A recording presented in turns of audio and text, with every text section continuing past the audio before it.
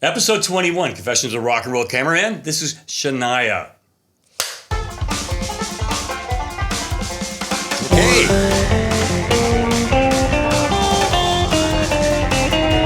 Hello and welcome to another exciting episode of Confessions of a Rock and Roll Cameraman. I'm your host, Pat Cameraman, and today we're talking about Shania Twain with my good friend, Tony Wanamaker. Thank you, Pat. Love it, man. Tony, you have filmed some of the biggest talent in the world. And you know, brother, my heart goes out to you because you film so many Canadian stars. Yes. And today we're going to talk about the diva of country. That's it. The queen of country pop. That's Shania Twain. And Shania Twain. Yeah. So Yes. how did you come about this? Because this didn't happen during your Much Music days. No, this is recent. Just 2018, before the pandemic, believe it or not. Oh, really? Yeah. 2018. Yep. I did something, and you'll appreciate it, and my business is always about marketing yourself and spreading the good wealth, your talents, right? Yeah. And great organization, IATSE 667 Camera Union, they reinstated me. And many moons ago, in '87, I was a camera trainee and working dutifully with IATSE. Great training. Put it this way, they have the best operators in North America. So Right. I was blown away. I was honored when they accepted to reinstate me, and there I am as a camera operator, which means, Pat, now I'm allowed into Scotia Bank, right? Arena. I'm allowed into Enercare at C&E. I'm allowed in Pantages, right? Meridian. I'm allowed in there. And as a result, man, it was cool. They hired me immediately. I was doing the Ali Wong special. I was working with Roger Hodgson from Supertramp. Jason Momoa, Aquaman, man, kind of a big guy. Big guy, actually. Lovely guy. And then I ended up getting a call to do Shania Twain, brother. Oh, okay. Well, it kind of actually seems natural that they would have a guy like you in their union, simply because A, your talent, B, the shows that you mentioned are right up your alley. Absolutely up my alley. And to that point, Pat, it was interesting when I was first assigned on, because there's 11 camera operators, for this show. Okay, that I know of, that I saw, right? And I don't know what remotes were being used as well, but 11 camera physical operators. And so in that mix, I was assigned to a hard camera, which meant I'm on a camera on a pedestal, and I was probably doing, medium shots and cowboys. And cowboys are an old colloquial film term for shot below the knees and to your head, and that was so you could see the cowboys riding. Oh, okay. So that's great. So, so let me just frame this. So now you're down at Scotia, Yep. the hockey arena. Formerly the ACC. Yeah. Okay. So who owns it now? Yep. Is still Scotia? Is it still Scotia? We'll have to look that up. Last we checked. And this is Shania after her Vegas time. That's correct. She did what they call a residency, which is a new thing that happens in Vegas, and you're there kaput for a while, right? So she left that show, but she did glean some great experience, especially with the guy who was one of the masterminds, one of the founders of Cirque du Soleil, Franco Dragoon, right?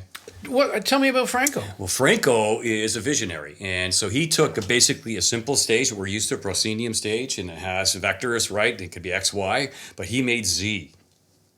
He came to you. And what he did is he suspended people in air like you do at a Cirque show. And so when I was watching Celine Dion pound her chest to sing My Heart Will Go On, right? Yeah. Amazing. There's people floating around. It's like, wow. Oh, yeah. Wow. So That's now at terrific. Scotiabank, I see Shania Twain. It was really cute. She gets into an open guitar case and lift her above the crowd.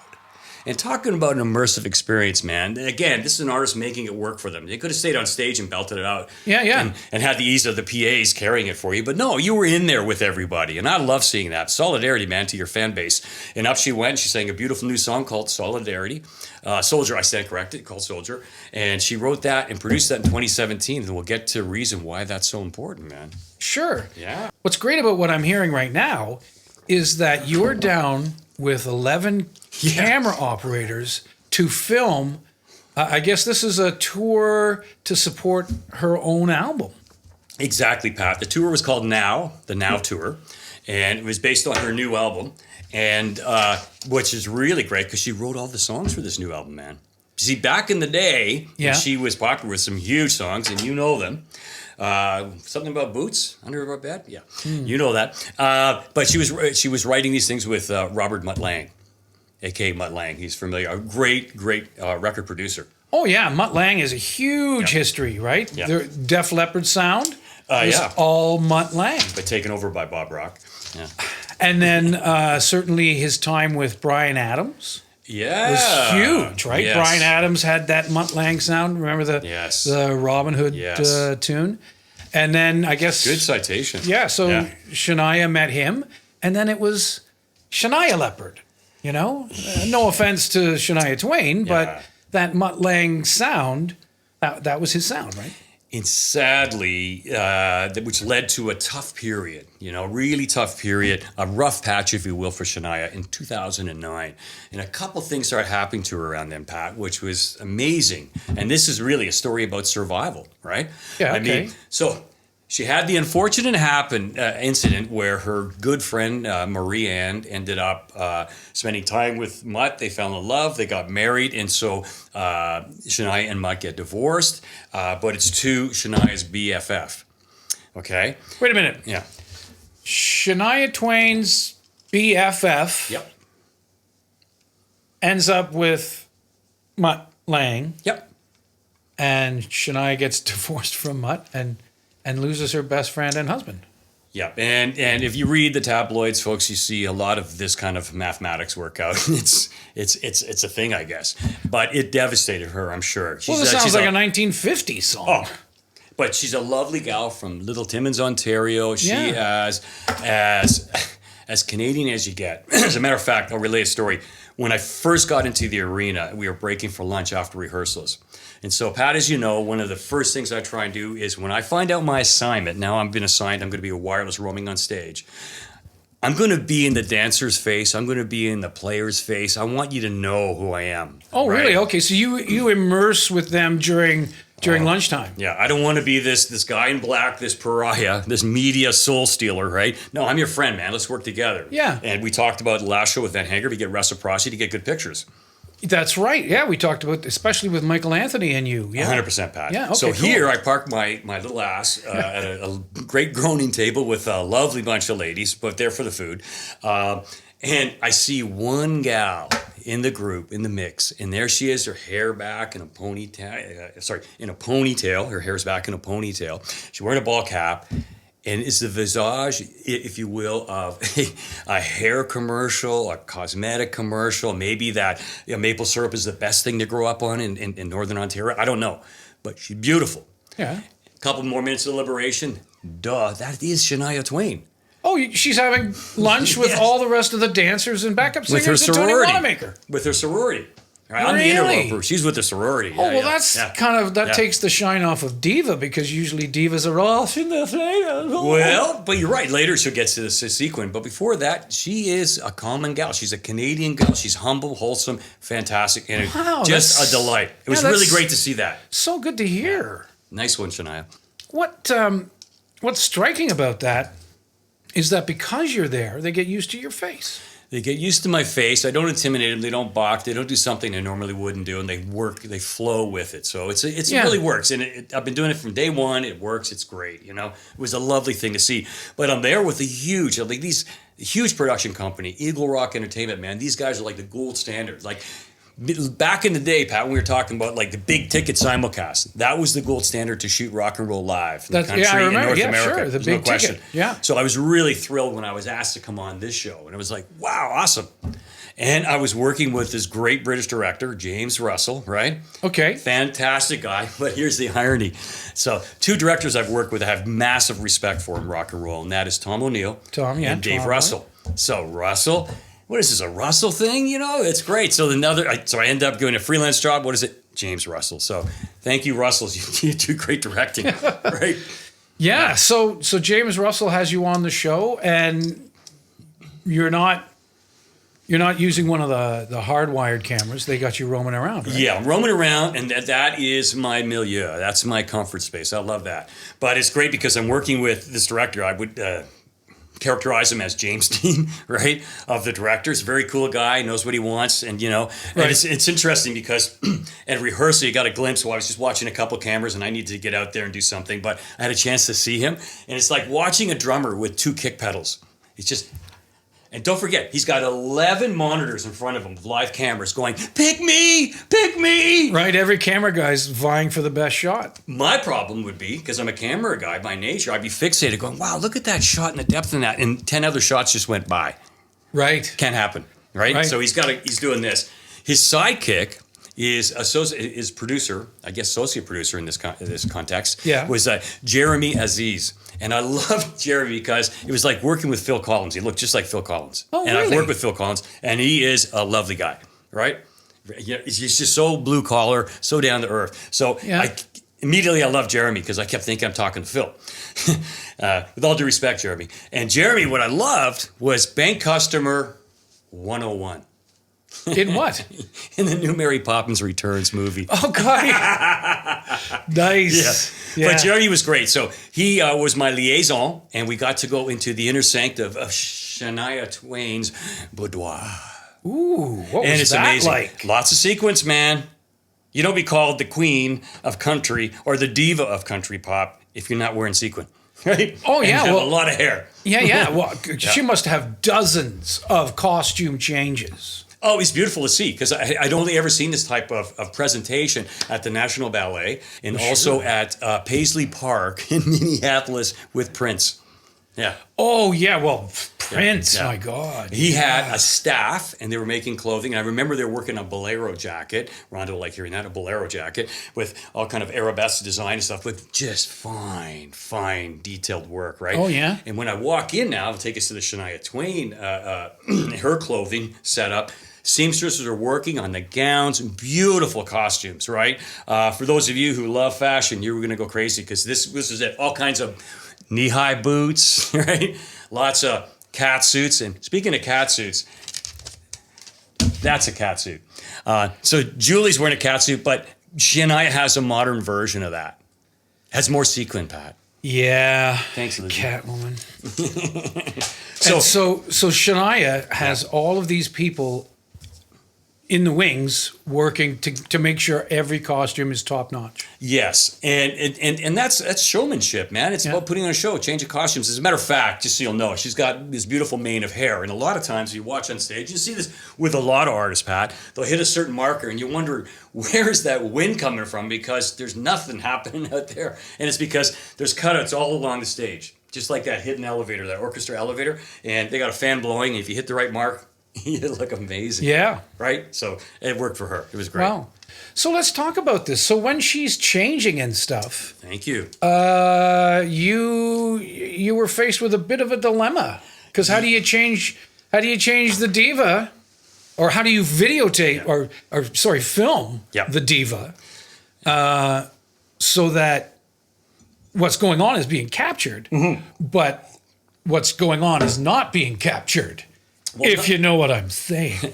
Well, a quick non sequitur. I've seen elevators at shows, right? And I remember the most impressive one was the elevator at Steel Wheels for Mick Jagger. It would take him like 4 stories. It was amazing, right? Right. Always hidden in the wings. Here it was a subterranean layer under the stage. There was a whole there's a whole network of activity going on. And one of them was she had a change room, a green room downstairs, so they can do a quick tearaway, do a costume change, and back up. Right, because usually it's in between a song, or sometimes even during a song. Well, yeah, and they might hide behind a stage, but because they have so much rear projection going on, it has to be underground. And also, it looks really fantastic when you come out and you reveal yourself to the masses, and it's really quite eloquent and quite fantastic. Sure, and it usually comes with puff and smoke and fanfare and dancing. And here she is again. Isn't she fabulous? Yeah. So what happened? So you had to orchestrate something of your own under the stage. Yes, and so what happened is that we needed to get a shot of her making a transition, but without revealing too much flesh.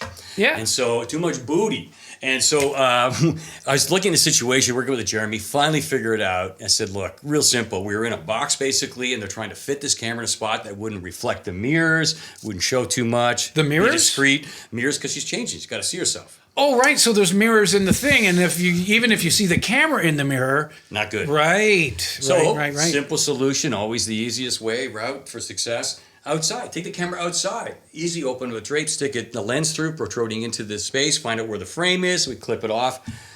I think I did a job. Yeah, you got the shot. However, I wasn't really sure, and I'd like to be signed off to make sure we move on safely. I look to my right, guess who's there underground? Who? Shania Twain. Oh, And Shania Twain is there with her new husband, Frederick.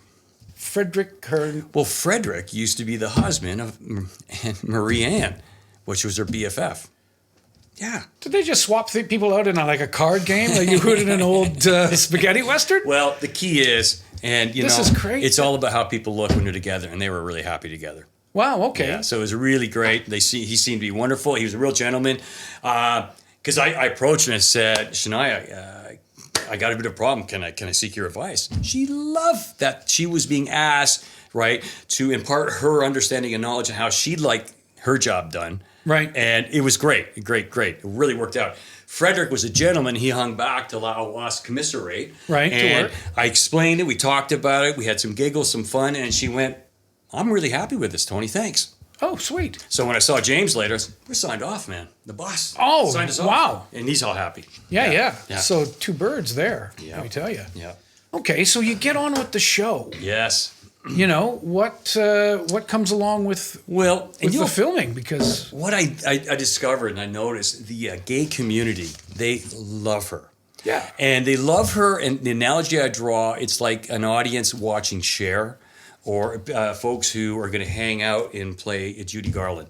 I mean, there's that massive love for that female archetype, right? Yeah. And Shania represents that, and she gave back, and it's fantastic. And I saw a ton of love. As a matter of fact, when she came down from the aerial maneuver, it was great. She met a couple of cowboys, right? Okay. And they walked exactly like the Wizard of Oz, like they're on their way to Emerald City, and down they went through everybody on the ground floor. It was fantastic because I was handheld, as you know, so I needed to tuck into a spot to get a really nice shot of her coming through. Yeah, you were hidden hidden. some foreground, right? Sure. So I managed to squeeze that shot in. It was lovely because she brought her fans into the show.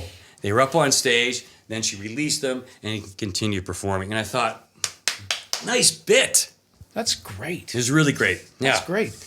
And now, are you there? How many nights is this? Because 2 nights. Okay, so it was a 2-night show, and you had to make sure you and the other 11 guys and James Russell, Director. the director, had to make sure all of that stuff was captured in those 2 nights. Exactly. And, it's a great thing because the second night, imagine I've got 2 rehearsals under my belt in a live show.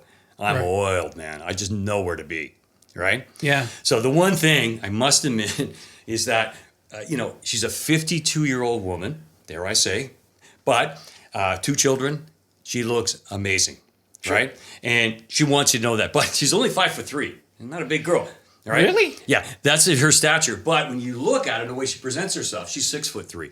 Yeah, right? I always thought she was taller. Yeah. Oh, this is very interesting. This is something new I've learned. Yeah, and at the end, towards the end of her show, nearing getting crescendo, because they're putting a lot of stage lights on, I'm seeing beautiful relationship shots. By that, I mean I get behind her to see her waving the crowd, and I know the lighting director, I can hear him in the secondary cues. He's going to bring up the whole arena. So to get that shot is amazing, right? Yeah. So I'm up there, and finally, Pat, in the mania, I set up a shot. So I'm on my knee like this, folks, and I'm shooting, getting steady. And I got a shot, and I realized, holy smokes, that's a cowboy shot, which means I'm showing most of Shania's derriere, right? Okay. And she's wearing a cat suit, man, and her hair's billowing, and I'm thinking, and this is amazing, because this is from the book, okay? So, and this, I'll read it verbatim. So I say in the book, I say, my headphones were breaking up again, and then cleared long enough to hear my beloved director say, tilt up, you're showing too much ass. And I went, oh, hey. So I corrected the shot quickly, but I'm thinking, quote, James, with all due respect, man, she's in her 50s and wearing a cat suit, and she looks pretty good. I said, there's at least 10,000 gay and straight guys in the arena who would agree that my framing of Shania's ass is perfect. I would probably have to agree with that too, and I have yet to see it. Right? So a couple of things which blew my mind, and that number one is, in researching the book, man, it's all out there. My wife has always said, where's some of the stuff that you filmed, right? And that's true. And you lose production companies, they go away. But the footage, man, is like it goes into this ether. Yeah.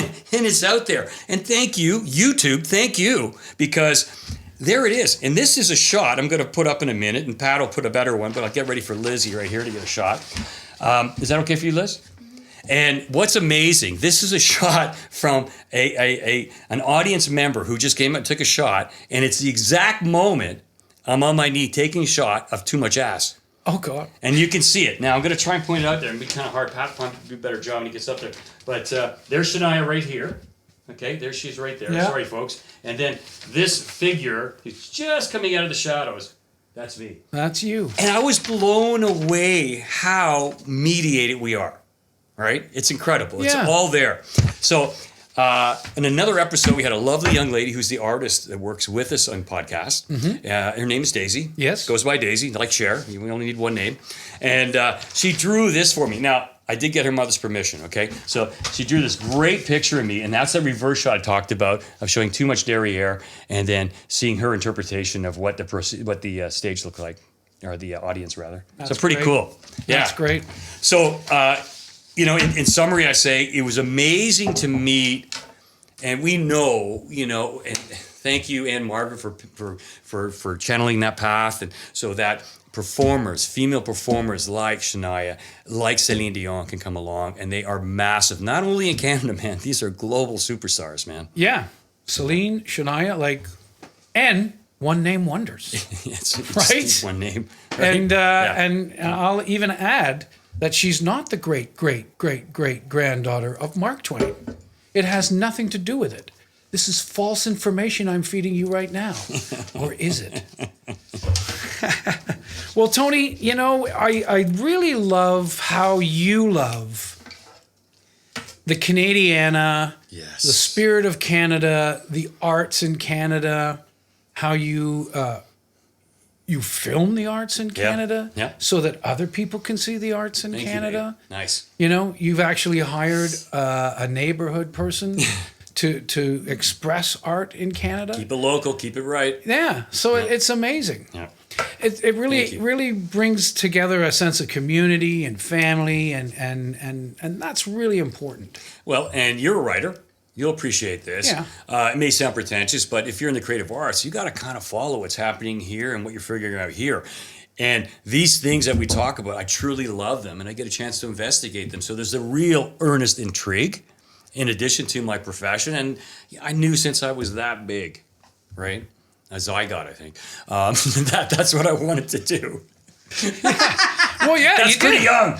Yeah, no, you did, and in other episodes, and clearly in the book, thanks, you were Pat. a kid who dreamt, and your dreams became reality because there you were filming those very people you dreamed of. Yeah. And I never know the magnitude of the show. This was a 29,000 attendance every night. And so in 2 nights, I always had my back to 60,000 people. You don't think of that. Again, Pat, it's my 9 to 5. And we talked earlier, we had a lunch break and Pat and I were talking. It was interesting. Pat, we were going on. And sometimes I come across laissez-faire about a job I did. But don't forget, that's 2018. And now there's like 100 jobs since then. And they're all valuable, right? And wonderful. And sometimes you'll hear in book 3 or 4. I don't know. But it's all there. And a lot of times I'm in the moment. I feel it, don't know what I'm recording. Later, I get a chance to ruminate with my thoughts, and then I can write it. Yeah. So. Well, that's great, because you're actually really present in the moment. Oh, yeah. And again, back to YouTube. And YouTube has allowed me as a writer to time travel. Because I remember the experience. I remember how I feel, but certain specific notes, I don't know. Of course But as soon as I go to time travel on YouTube, I get the time travel, I go... And things just flood right back. Right. I'm a visual guy, and so that visual stimulation just comes in and powers my life, my world, and I see it. That's great. Sometimes I told Ron, I feel like I'm talking, like I'm physically there, right? Right. As a hologram, like an avatar. In the moment. Yeah, it's pretty weird. It's cool. Wow.